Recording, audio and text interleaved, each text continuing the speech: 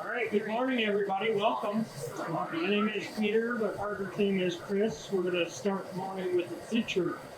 I had a plan that wasn't the picture, but I forgot to turn on pipe warmer, which means that the color that's sitting up there couldn't possibly have gotten warm enough to use in this demonstration. So later in the day, we're going to make a white cylinder with a silky wrap of warm colors running around the center that will be made with those colors.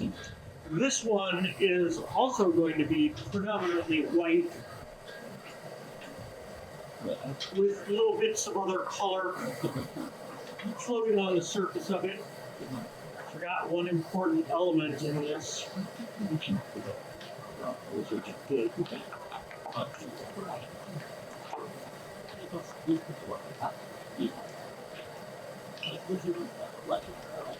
Need a few little bits of this red.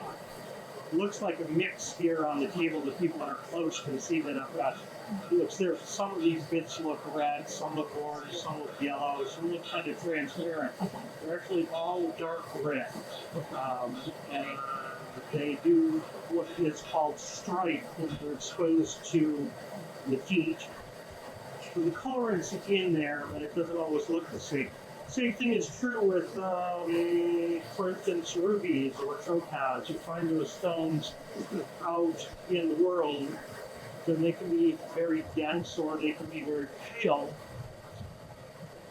They could heat that, bring the colors out in them. So if you get something that has a ruby in it, it may have been heat treated to develop red. It's a ruby.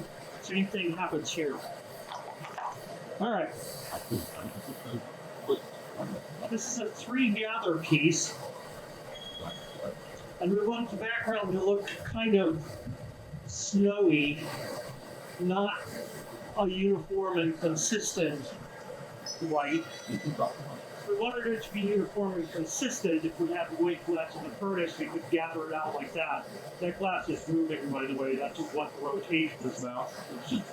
If I want a soft background, I can use grit. That's very fine particle of white grit that I just added to the surface of the clear. Another way to have it be uniform, if you don't have a furnace full of a color, is to take a chunk from a bar that's been stored and roll it over a layer of clear so that you have a layer of white. And add a little more white to this in a slightly larger particle size. When we're making a tanker, that'd be all the white that I would need for it, because I know how much I'm going to expand, and that would be enough for the backgrounds. But because we're making a picture, after I smooth this out and a little air there, I get more clear over the top and make one more pass of white and add another layer. The table I'm rolling on is called a marver, M-A-R-V-E-R. People started rolling glass on slab of one sort or another a few thousand years before the blowpipe was invented. Glass itself was developed around 3,500 BC in Mesopotamia. The blowpipe was developed in the Middle East at around 500 BC, 450 BC, somewhere in that ballpark. They didn't have ballparks, not the same as our ballparks.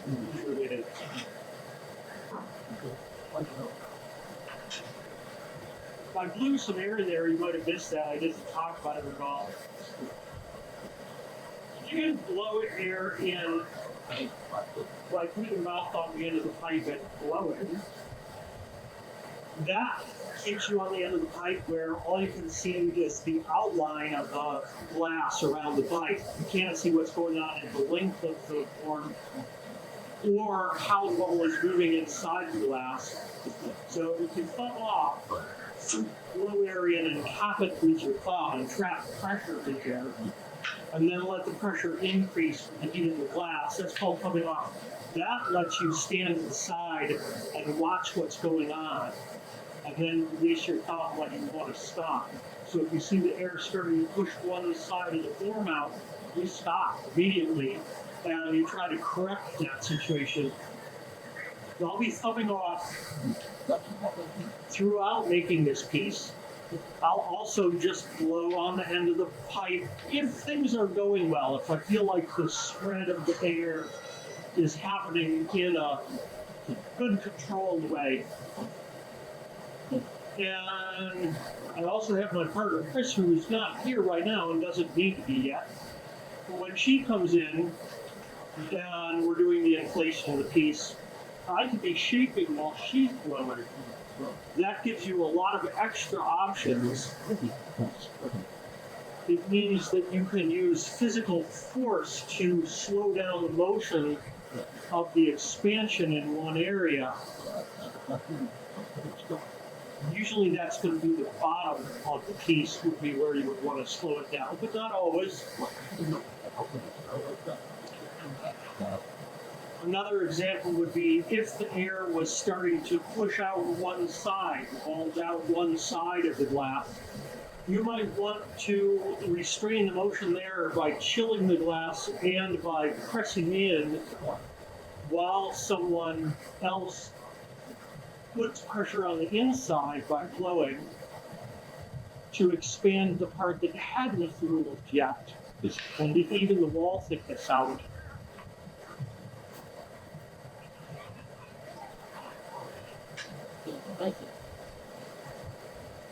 So the marker is a Middle Eastern tool. That's where it originates. The blowpipe is a Middle Eastern tool.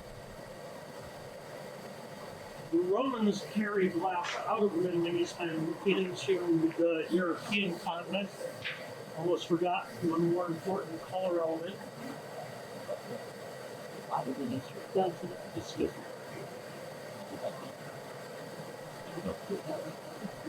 Got two tiny little filaments of orange glass. It's a yellow-orange. We just adhere those to the surface.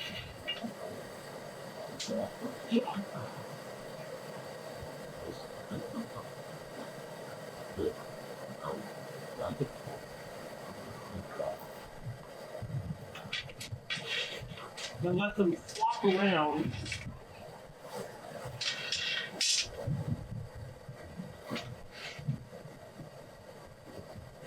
People ask us if we know what the piece is going to look like when we start. We always know what the piece is going to look like when we start.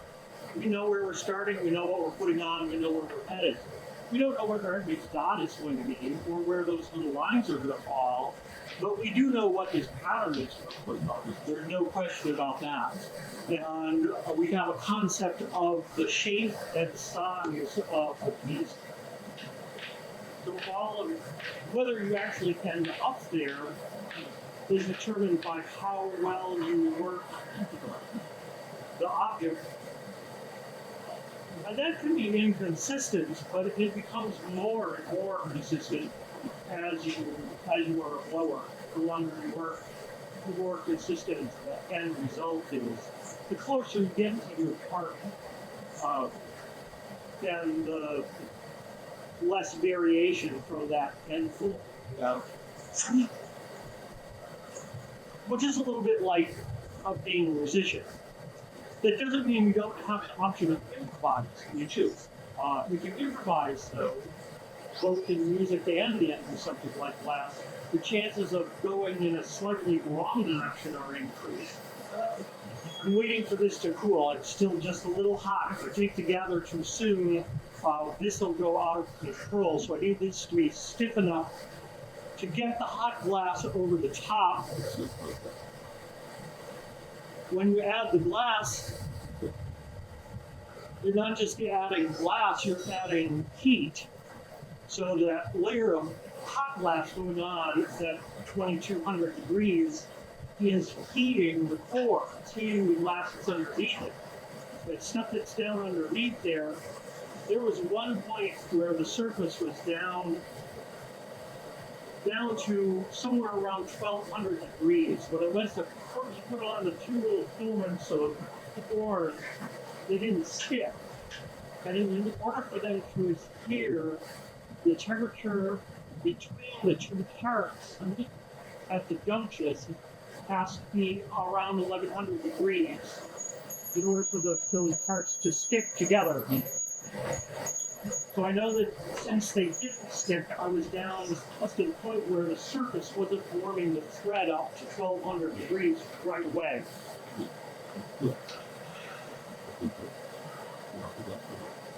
That's about the coldest you want to let the glass get.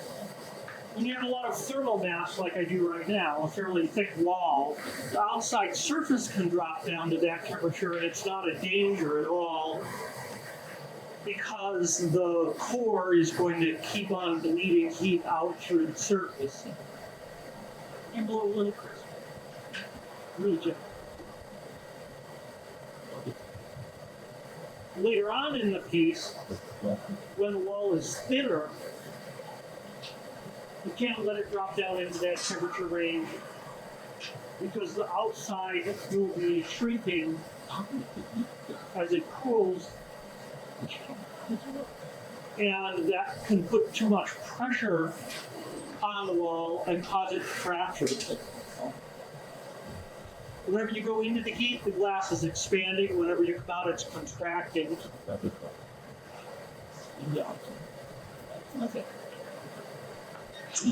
And it's doing it at different rates in different parts of the piece. So thumbing off again, expanding the form. And watching. This one it wants to move out just a little bit extra on one side, but it's within a very controllable range.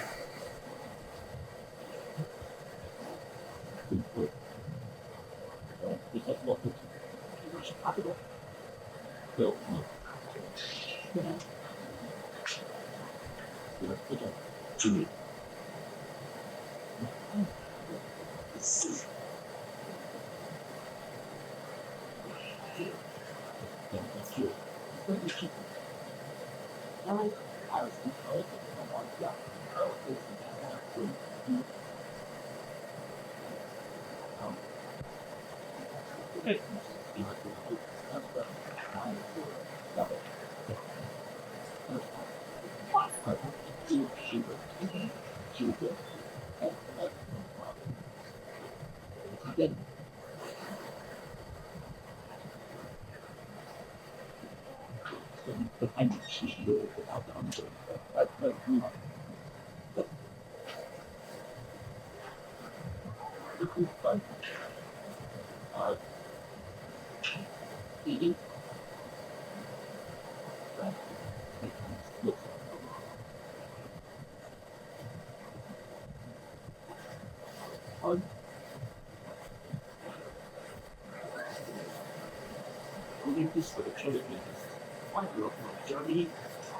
Yeah.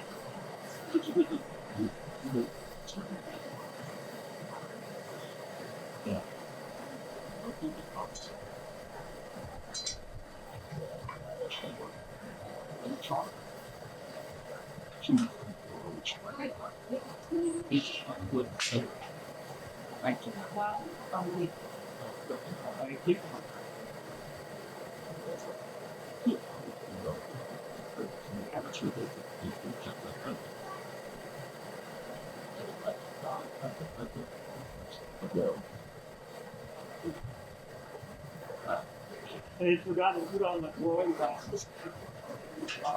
It's just did a quick switch with me. What's that? Why change the glasses? Was a question that somebody asked. Because these are much cooler glasses. No, it's because the wavelengths of light that are coming out of the equipment have to go. The wavelengths of light, if you expose yourself to them over the course of a lifetime, will damage your eye.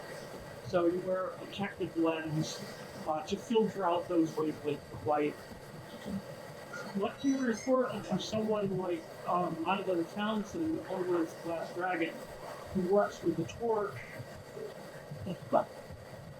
The glass that he's using is a higher temperature glass, more silky glass. And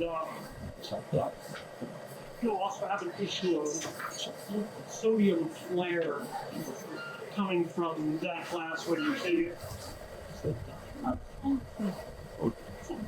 So the lenses are much more important for him than they are for us.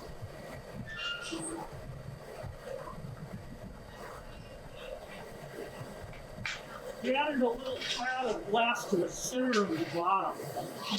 We flattened the bottom. It's going to sit like this, and we're making a juggy shape to this one. So I flattened the bottom and indented it a little bit, and then we added a pad of glass in the center of that basin and reset that a little bit more. This is for carrying a punty, P-U-N-T-Y. That comes from the Italian word puntil or pontil, P-O-N-T-I-L.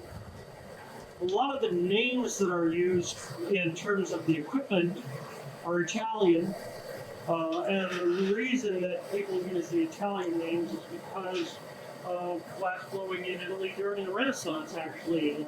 The rise of Venice as the sort of glass capital of the world during the Renaissance.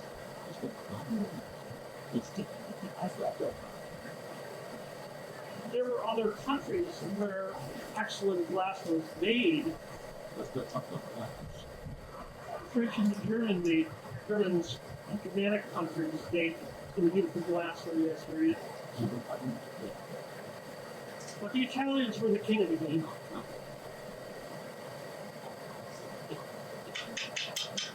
When Henry VIII died, they inventoried his possessions. In one of those, he had a glass room. A glass room is the same as saying a glass vault, a locked chamber. And he had over 200 pieces of glass in his collection of glass. And all of them were Italian. There was no English glass in there at all. The English sort of rose as far as glasswork goes toward the end of the 1500s. And with the beginning of a lot of use of lead, of high lead glass. This is not a lead glass that we're using here, it's a soda-lime glass. But during the bulk of the Renaissance, the English were not good glass makers at all. And our country, early glass making followed the English tradition. So early American glass was, in general, pretty bad. Compared to what could be done in other places.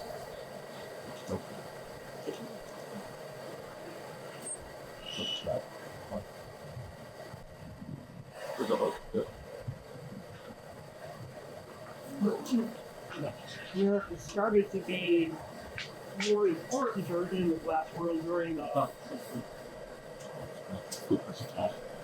late 1800s and early 1900s. That's the Art Nouveau era. And you all know the name of Tiffany, Louis Comfort Tiffany. But you don't know the name of Frederick Carter, who was also a glass designer.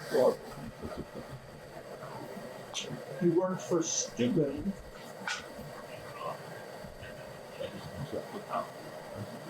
which you might call Scarborough. And they made highly decorative, very colorful glass objects, much like Tiffany. They were rivals in the glass world. There was another company that was in direct competition with them, making very sophisticated, hand-blown, very colorful objects, and that was Fenton.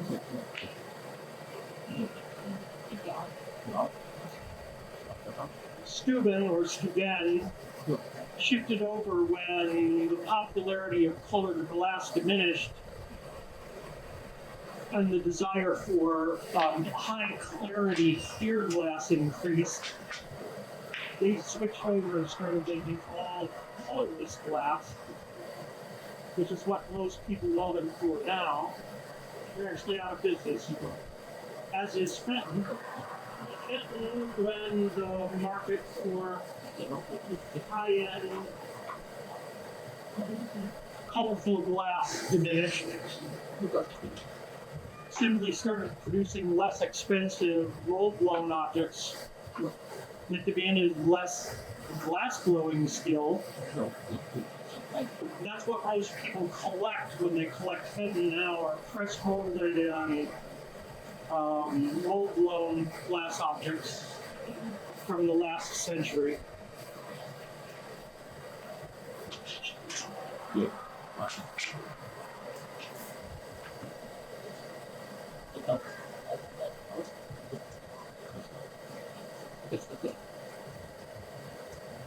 But hand-blown glass and the skills of hand-blown glass making had kind of diminished in the U.S. during the 1900s, up until around 1965, when you get the first college glass program happening. I didn't.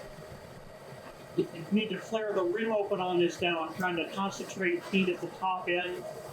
Like, how would you pinch it up? I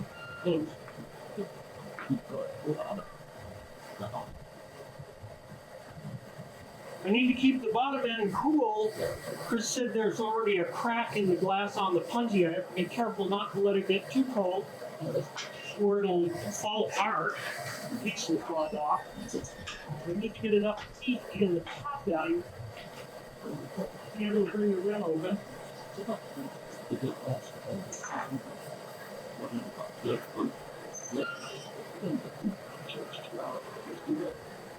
So hand-blown glass, since 1965 in the U.S., has become increasingly better.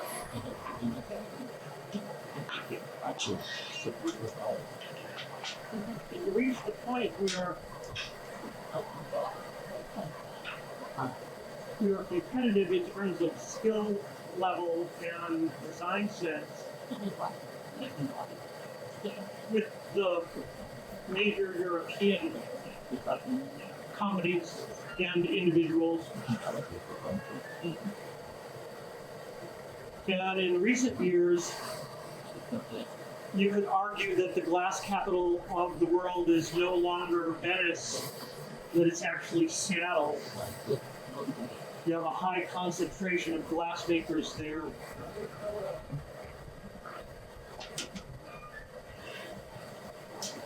Some of them, in fact, being European, that have upgraded in order to be around a glass culture that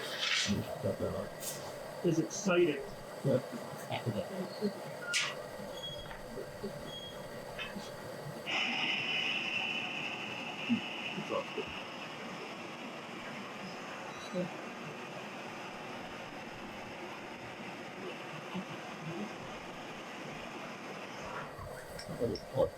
We've already added the spout.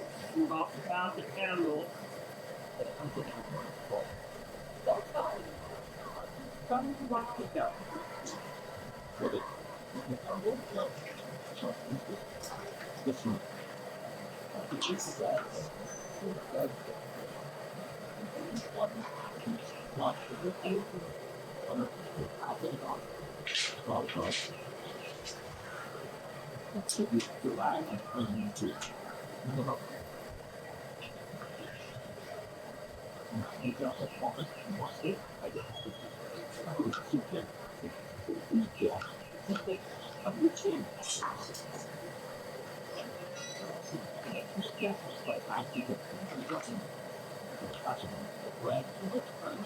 Handles are a quick thing.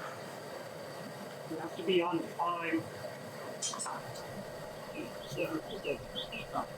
Pieces moved offline with the rod, that's okay. That's just hinging that's happening. Not the punty, that's actually a good sign. It means I've got enough heat in the punty that I don't need to worry about the piece breaking loose.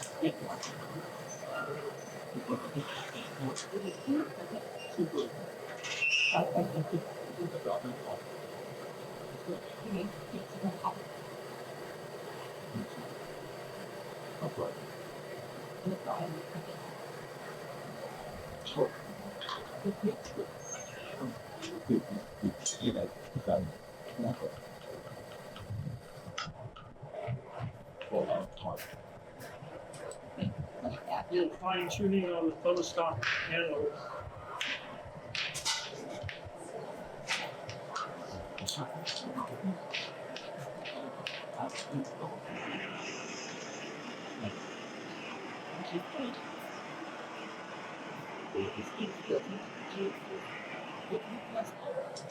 Yeah, that's it. That's the finished piece right there.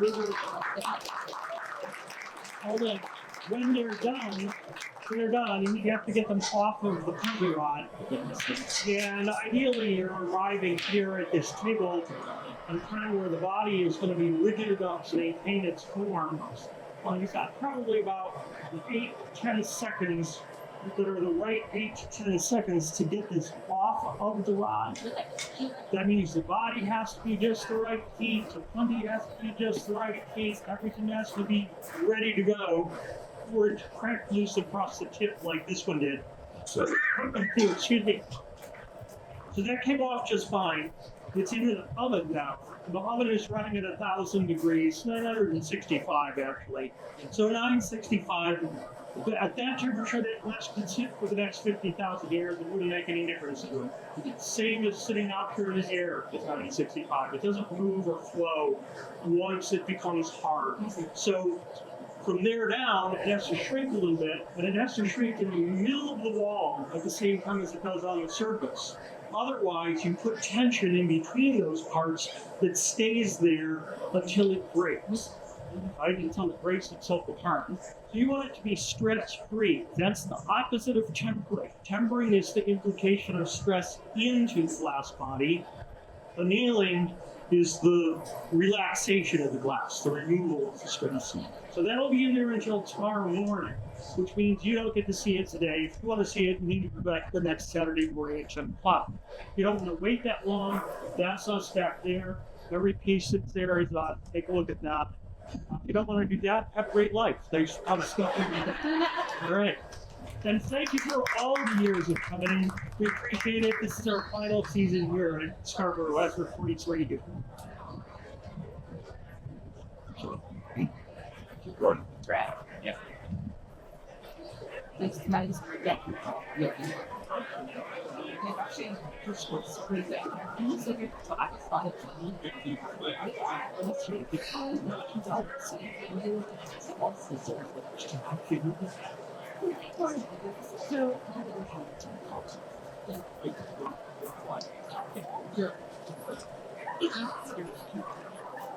So